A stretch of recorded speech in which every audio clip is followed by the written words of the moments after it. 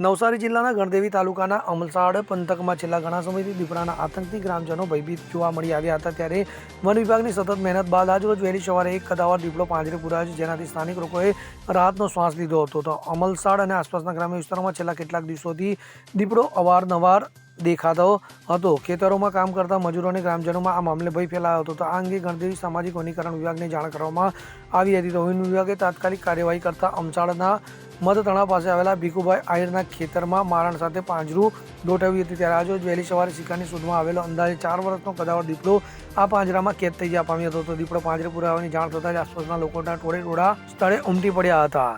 તો ઘટનાની જાણ થતાં જ ગણદેવી સામાજિક વનીકરણ વિભાગની ટીમ સ્થળ પર દોડી ગઈ હતી. દીપડાનો કબજો મેળવ્યો હતો. વન વિભાગના અધિકારીઓના જણાવ્યા અનુસાર પકડાયેલા દીપડાની હાલ પ્રાથમિક તબીબી તપાસ કરવામાં આવી રહી છે. દીપડો સંપૂર્ણ સ્વસ્થ હોવાનું જણાતા તેને જંગલ વિસ્તારમાં સુરક્ષિત રીતે મુક્ત કરવાની કાર્યવાહી હાથ ધરવામાં આવશે હોવાનું જણાવાયું હતું. ખેડૂતો અને ગ્રામજનોએ વન વિભાગનો આભાર વ્યક્ત કર્યો હતો.